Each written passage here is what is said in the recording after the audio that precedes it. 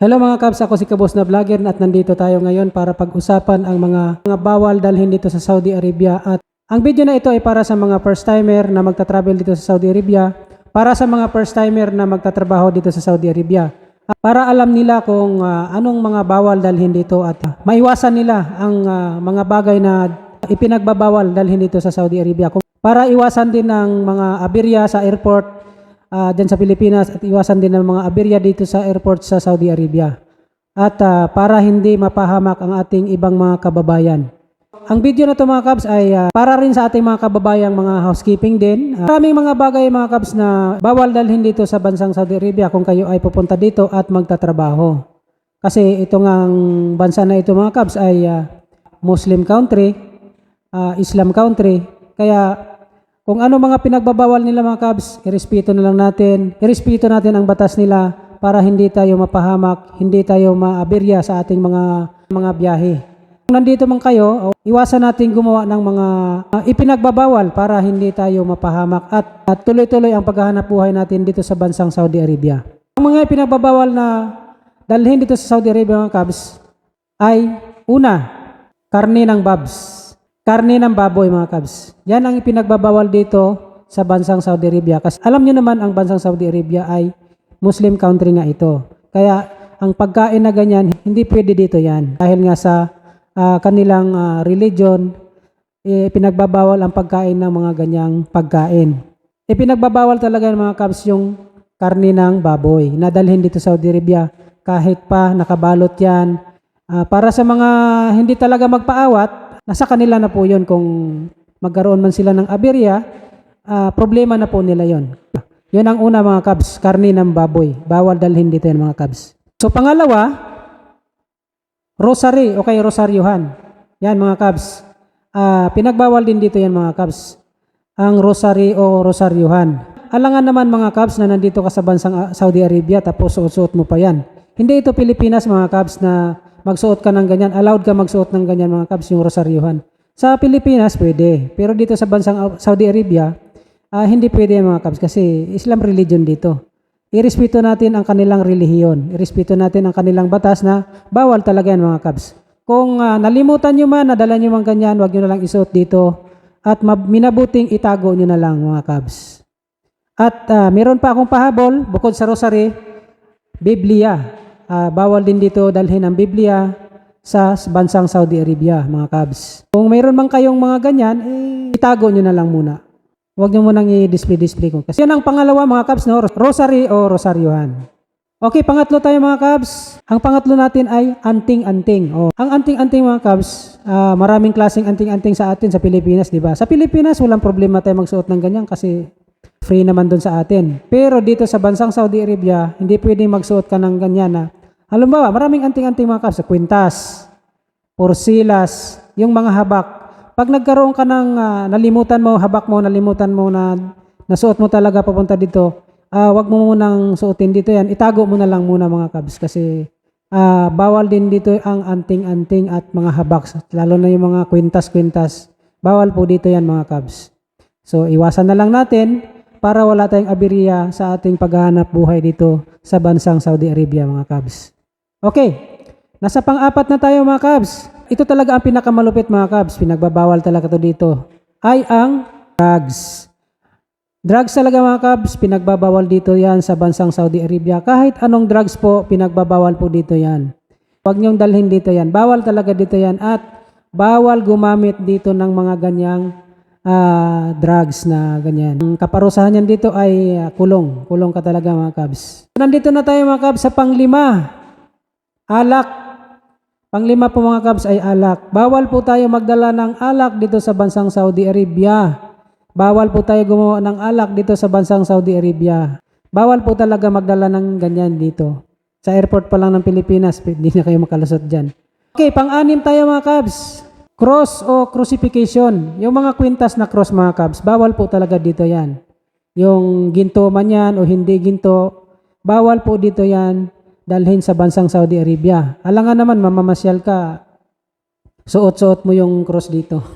Kahit pa po ginto yan mga Kabs, pinagbawal po dito. Dito po sa bansang Saudi Arabia, may mga design na mga pendant pero hindi cross. Hindi po pinayagan dito yan para yung mga ganyang design na pendant. May maraming mga design pero bukod lang doon sa cross na pendant. Okay, yun ang pang-anim natin mga kabs. Dito na tayo sa pang-pito. Bawal din ang magdadala ng mga pagkaing tulad ng aso, tulad ng mga exotic foods, ahas at iba pa. Bawal po dito yan mga kabs. Kahit pa ibalot nyo, mamaya pag masita kayo, mamaya masabat kayo sa immigration, bawal po dito yan mga kabs. Huwag na kayo magbabalak na dalhin pa yung mga yan dito. Kung magbakasyon man kayo, bago kayo pumunta dito, magpakasawa na kayo dyan sa Pilipinas, kainin nyo na lang gusto nyo. Kasi pagdating dito mga kabs, ang mga bawal kainin, bawal po talaga kainin. Diyan pa lang sa Pilipinas, bago kayo umalis, kumain kayo kung anong mga pinagbawal dito, kainin nyo dyan sa Pilipinas para di na kayo makaisip magdala pa dito.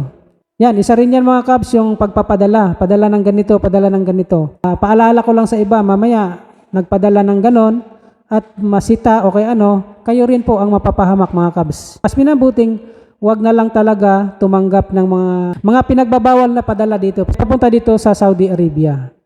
Pangwalo tayo mga kabs. Bawal din magdala dito ng print na damit na Jesus Christ o Santo Niño. Bawal din magdala dito at bawal din suotin dito yan mga kabs kasi alangan naman suotin nyo dito yan mga kabs. Ang religion dito Islam tapos susuot-suot nyo yung ganyan dito.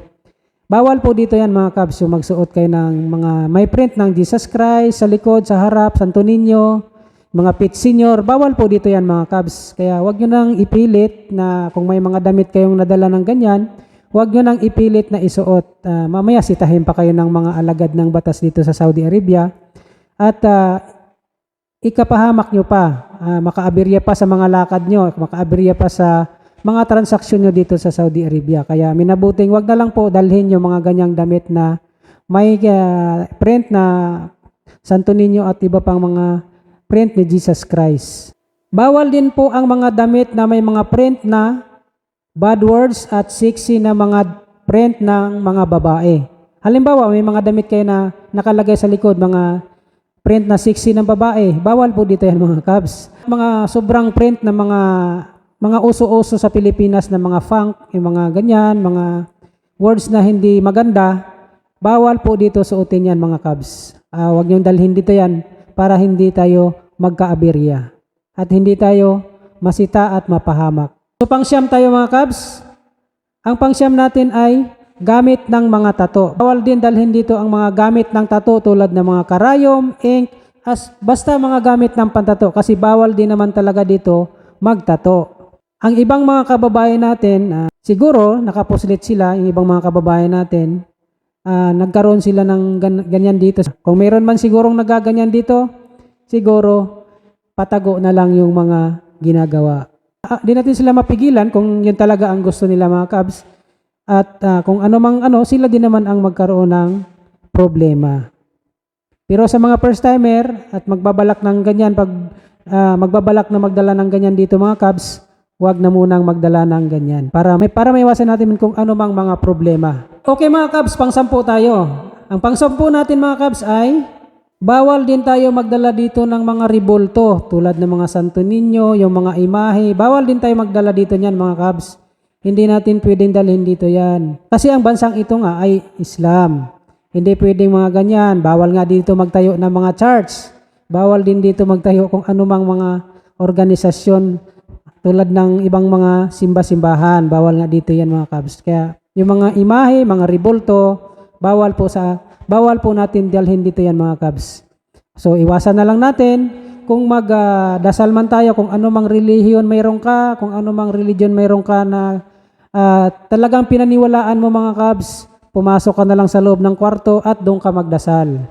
Yun ang magandang idea mga kabs. Okay mga kabs, yun ang pang-sampo natin. Bawal magdala ng ribolto. Pang-11 natin mga kabs ay bawal din magdala ng chicharon. Bawal din tayo magdala ng chicharon galing sa Pilipinas. Kasi alam mo naman ang chicharon, saan ba galing ang chicharon mga kabs? Sa baboy, sa babs. Bawal din dalhin dito yan mga kabs. Kaya lang, mayroon din tayong mga kababayan na siyempre, yung pasabay, sila naman nagdala nun, desisyon nila yon, irespeto natin sila. Kung magka-aberya man, sila din naman haharap mga kabs sa mga problema kung anong mayroong problema. So, ihayaan na natin sila. Pang-12 natin mga kabs, pang-12 natin mga kabs, bawal din magdala ng sobrang UC, sigarilyo mga kabs. Bawal din dito ngayon. Dati hindi pinagbabawal, ngayon pinagbabawal na rin ang sobrang dami ng UC. Siguro may mga kababayan na tayo na sobrang dami ng dinadala nilang UC. Sobrang dala nila ng UC mga kabs kasi yung iba, binibenta na talaga mga kabs. Kung maaari, magdala man kayo ng UC, mga isang rim o kaya dalawa, pwede na yan. Sobra-sobra na talaga. Siyempre, pag nakita kayo sa screen, sa X-ray machine, sobrang dami, ay sitahin na kayo ng immigration dito sa Saudi Arabia. Bawasan, wag sobra-sobrang dala para maiwasan natin ang aberya. Sobra-sobrang damit na dinadala mo, tapos iisa lang ang design. Bawal din yan mga kabs, baka kayo ay masita, baka kayo ay yung bagahe nyo makita sa X-ray machine, bawal po din yan mga kabs. At saka yung sobra-sobrang dami ng mga bagay-bagay tulad ng mga relo, bawal din po yan mga kabs. Kaya bigyan ko lang kayo ng example, may kasamahan ako na sobrang dami niyang dala, yun pala hindi sa kanya mga kabs, pasabay lang po yun sa kanya. Ang nangyari, nakita sa X-ray machine, hinold ng immigration ngayon. Ngayon, tinawagan yung may-ari at ang ginawa ng nakuha naman nila yung bagahe nila, nakuha yung pero nagbabayad sila mga kabs dahil doon sa dami ng dala ng pinagbabayad sila. So, para maiwasan nyo yung mga pangyayaring ganito, paiwasan yung mga pangyayaring ganon, talaga sobra-sobrang magdala ng ganyan. Baka kayo ay masita sa immigration dito sa Saudi Arabia. Yun po mga kabs, ang mga bagay-bagay na ipinagbawal dito at bawal dalhin dito sa bansang Saudi Arabia kung kayo ay magta-travel o kung kayo ay magtatrabaho dito. So, ang dalhin nyo lang yung mga hindi pinagbabawal kasi para maiwasan nyo ang aberya sa airport o kaya sa mapahamak dahil lang sa mga ganyang bagay. Pwede naman kayo pag-uwi sa Pilipinas, pag bakasyon nyo, magpakasawa kayo. Kumain kayo ng kung anong gusto nyong kainin na hindi nyo nakain dito sa bansang Saudi Arabia. O dyan sa Pilipinas, free naman tayo kahit anong, wala namang problema. So yun po ang mga paalala natin sa mga baguhan mga kabs at paalala rin natin sa ating mga kababayang OFW na tulad ko na bawal talaga dalhin yon. Pero sa mga ibang gusto talaga magdala, wala po tayong magagawa dyan, desisyon nyo yan at sila din naman ang haharap sa problema na yon. Pumunta tayo dito para magtrabaho.